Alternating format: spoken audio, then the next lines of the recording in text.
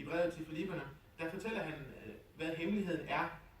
Så hvis vi finder Filipperne, det 4. kapitel og vers 13. I Filipperne, det 4. kapitel og vers 13. Alt har jeg styrke til på grund af ham, der giver mig kraft. Og hvis vi læser vers 9, siger Jesus: Bliv ved med at bede, og I vil få. Bliv ved med at søge, og I vil finde. Bliv ved med at banke på. Ja, Jesus opfordring her er helt klar. Bliv ved med. Hvordan ser Jehova så på de her bønner, som vi retter mod ham? Altså, hvordan er hans indstilling til at hjælpe os? Det kan vi faktisk få besvaret få vers længere nede i vers 13. Stadigvæk i Lukas, det 11. kapitel. Der står: Hvis altså I, selvom I er onde, giver jeres børn gode gaver, hvor meget mere vil så ikke faren i himlen give Helligånd til dem, der beder ham? Jehova elsker at give. Han elsker at give til sine loyale tjenere, og han er mere end villig til at give rigeligt med ånd. Og det er jo en interessant sammenligning, Jesus han bruger her med forældre. Vi ved, at forældre de vil have, at deres børn skal have det godt. De ønsker det bedste for dem, og der er faktisk ikke grænser for, hvad de vil gøre. Jehova han vil det bare mere. Jehova, hans kærlighed og hans vilje til at gøre noget for sine tjenere er endnu stærkere. Så nu sagde Paulus, at han har kraft til alt, hvad han som gav ham kraft til.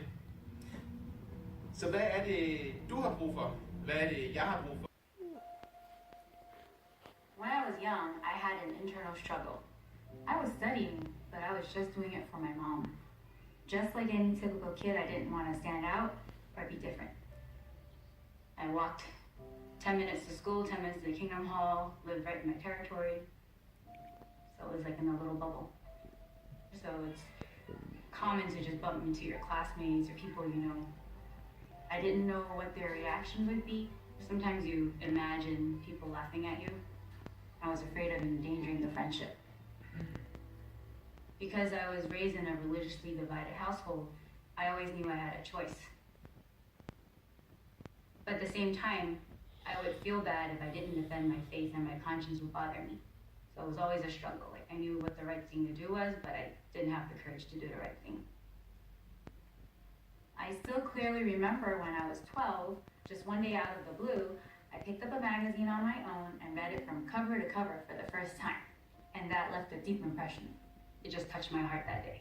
And then I thought, oh, there must be other books that I'm missing out. So I just started reading other publications. The brothers and sisters' experiences really touched my heart. I was always amazed the courage they had, and I always wanted to imitate that. When my mom's Bible teacher started studying with me and helped me to meditate more on what I had learned, she introduced the Insight book to me, and that tool really helped me to dig deeper as I was doing personal study. After doing it little by little, I realized that studying is enjoyable, especially when you study just for yourself, to deepen your faith in Jehovah, and gave me the courage that I needed. At the beginning of every school year, I would introduce myself as one of Jehovah's Witnesses. It was not easy. I would always pray, especially the night before that. And every year it got easier and easier. It took courage, but Jehovah helped me. Classmates asked what I did over the weekend. I would always mention spiritual activities, and they would tell me their problems. And I would try to always think of a Bible principle or an article that could help them. One time the class was given the assignment to pick a topic for a persuasive speech. So I decided to use that opportunity to give a witness and chose the topic evolution versus creation. The more I defended my faith, the more I realized there was nothing to be afraid of. After all, none of my classmates or teachers ever had a bad reaction like I imagined they would. I was able to regular auxiliary throughout high school. That definitely served as a protection and kept me busy, and right after high school I was able to start regular pioneering. One blessing is being able to have a good conscience, knowing I didn't try to hide who I am just to fit in. It wasn't easy at first, but gradually I realized that having a relationship with Jehovah is something to be proud of.